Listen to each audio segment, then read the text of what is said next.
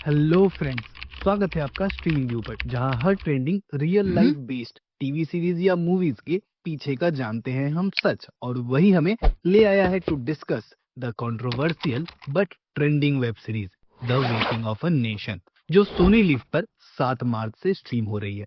इस सीरीज को राम माधवानी ने डायरेक्ट किया है और ये इंस्पायर्ड है जलियांवाला बाग हत्याकांड के पीछे। अब आप सोच रहे होंगे कि फिर ये कंट्रोवर्शियल क्यों है। क्योंकि इस पूरे सीरीज को हमें कांतिलाल सैनी के नजरों से दिखाया गया है, जिसका रोल तारुक रैना ने निभाया है। और उनके हिसाब से जो स्टोरी हमें इस शो में दिखाया गया है, वो डिटेल्स हमें शायद ही कहीं और देखने को मिले। और शो के शुरू से अंत तक ये लिख कर आता है कि ये show inspired by true events है। लेकिन फिर इतनी डिटेल में चीजें पब्लिक डोमेन में क्यों नहीं अवेलेबल है? चलिए समझते हैं अभी तक का वेल नोन फैक्ट्स और इस show the waking of the nation में दिखाई गई कहानी के बारे में। और ये भी समझते हैं कि इस शो के मुख्य किरदार क्या सही में इंस्पायर्ड हैं रियल लाइफ पर्सन से, या सारे काल्पनिक हैं। तो बिना किसी देरी के वीडियो की शुरुआत करते हैं। वीडियो की शुरुआत करने से पहले एक छोटा रिकैप कर लिया जाए कि आखिर इंडिपेंडेंस की लड़ाई की शुरुआत कैसे हुई और जलियांवाला हत्याकांड का सच क्या था। वैसे तो ब्रिटिश से आजादी की लड़ाई काफी पहले से शुरू हो गई थी, लेकिन इस लड़ाई को आग मिली ब्रिटिश एम्पायर के सबसे बड़ी conspiracy the Jallianwala Bagh massacre के बाद।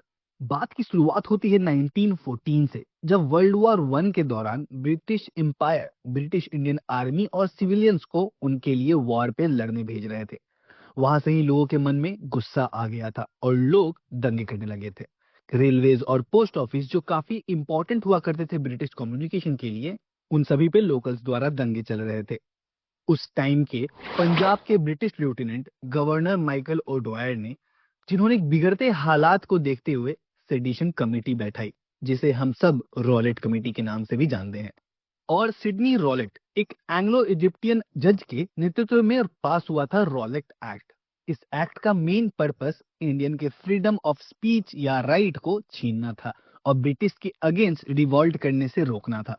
इसके अंतर्गत ब्रिटिश इंडियन आर्मी सिर्फ शक के आधार पे किसी को भी अंदर कर सकती थी देशद्रोह के जुर्म में।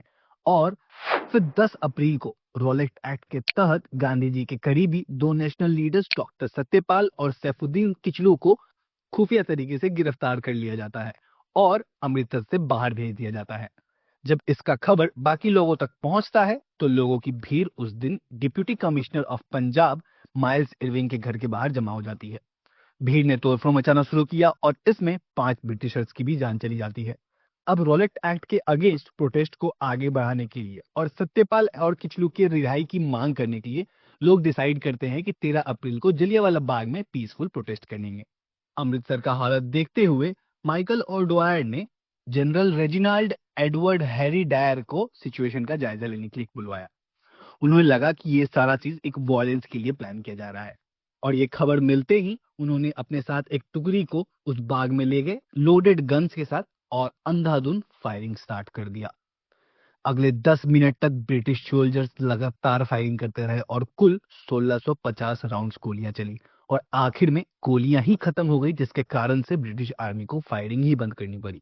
वैसे सच तो ये भी है कि उस वक्त डायर अपने साथ एक automatic gun loaded armoured vehicle भी साथ ले जा रहे थे, लेकिन क्योंकि बाग का एंट्रेंस छोटा था और बाकी 3 साइड से बिल्डिंग से घिरा हुआ था बाग, तो वो उसे अंदर नहीं ले गया, वरना उनका प्लान ऑटोमेटिक गन का भी यूज करने का था।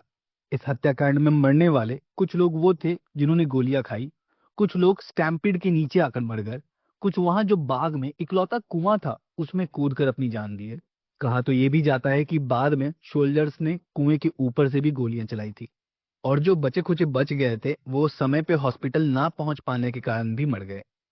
इस वन साइडेड गोलीबारी में कई लोग मारे गए, जिनकी एग्जैक्ट काउंट कभी सामने नहीं आई, और अभी तक इसका फिगर डिस्प्यूटेड है, क्योंकि ब्रिटिश आर्मी के फिगर कुछ और थे, लोकल न्यूज के कुछ जिंदगी और वही ऑफिशियल रिकॉर्ड्स में बात हमें कुछ और मिले। करे प्रेजेंट डे की तो बात करें तो वो जो कुआं है, उसके बगल में एक कोट लिखा है जहां पर 120 डेड बॉडीज उस कुएं से मिली थी, इसका मेंशन किया हुआ है।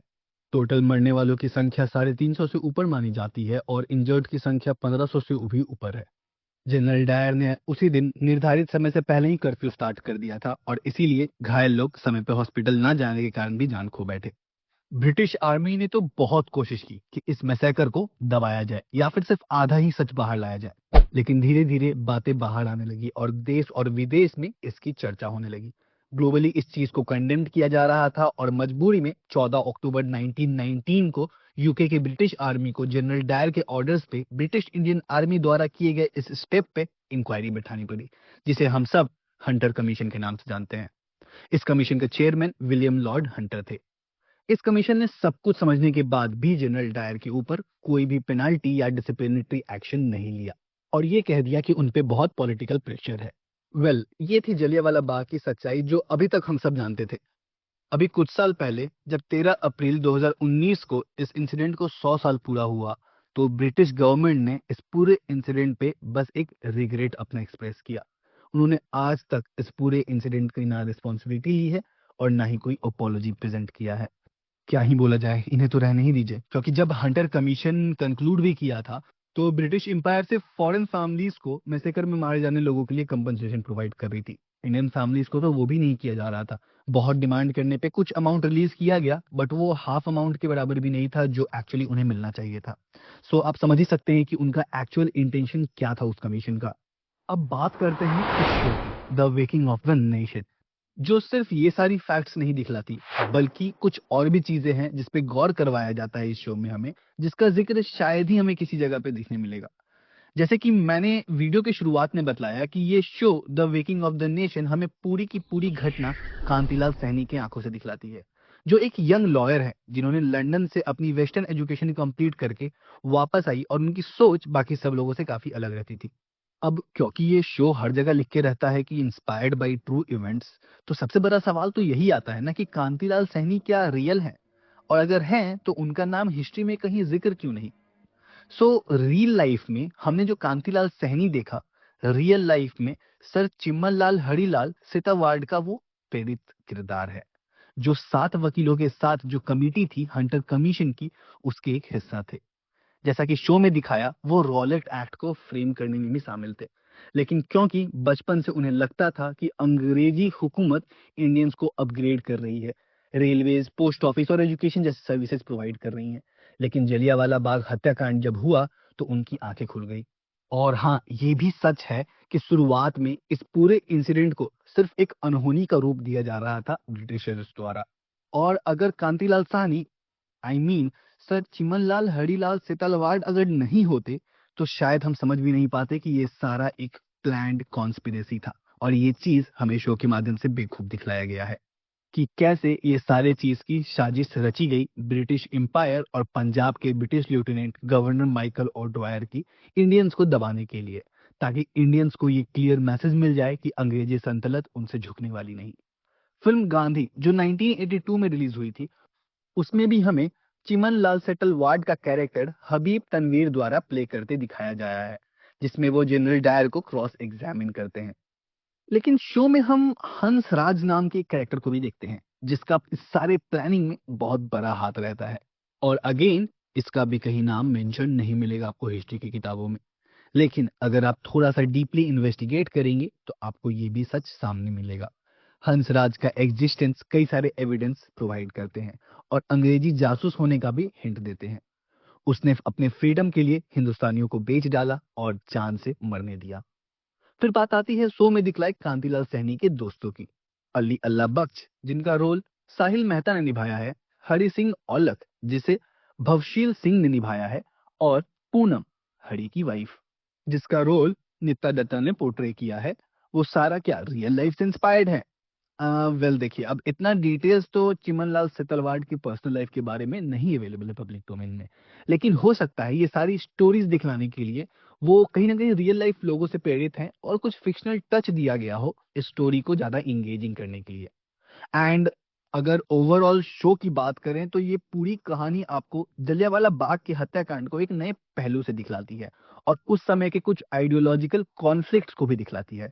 The waking of the nation आपको सिर्फ एक इवेंट पे नहीं फोकस्ड है, बल्कि कई सारी चीजों को बतलाती है कि कैसे ये पूरा इंसिडेंट प्री प्लान्ड किया गया और कैसे इस इंसिडेंट के बाद ये आजादी के लिए एक बड़ा रीजन बना। अब रही बात एक्टिंग परफॉर्मेंस की, तो तरुण रैना ने कांतिलाल सैनी का किरदार बेखूब निभाया है, जिसके अराउंड पूरा शो रिवॉल्व कर रहा है। वही बाकी किरदार ने भी परफॉर्मेंस अच्छी रही है। शो की रिव्यू अगर मैं दूं तो ओवरऑल शो काफी अच्छा है। हिस्ट्री अगर आप जानना चाहते हैं तो ये शो आपको बहुत पसंद आएगा। लेकिन कहीं ना कहीं मेरे ख्याल से ये ओवरऑल शो की स्टोरी टेलिंग थोड़ी स्लो रही। 6 एपिसोड्स की ये शो कोर्ट रूम ड्रामा दिखलाती है, लेकिन बीच बीच में ये आपको सारे पास्ट के इंसिडेंट्स भी दिखलाती हैं, तो हो सकता है उस बीच आपको थोड़ा सा कंफ्यूजिंग लगे। लेकिन अगर आप चीजें समझ गए तो फिर स्वागत है आपका हिंदुस्तान के इतिहास के पन्नों में, जहां आपको ये सारी जानकारी होनी बहुत आवश्यक है। सो ये थी guys the waking of the nation की रील वर्सेस रियल का कनेक्शन और रिव्यू। बाकी आपको अगर ये वीडियो अच्छा लगा तो इसे लाइक करें, अपने थॉट्स नीचे कमेंट्स में करना ना भूलें। मिलते हैं अगले वीडियो में, तब तक के लिए अपना ख्याल रखें और जुड़े रहें स्ट्रीमिंग वीडियो के साथ।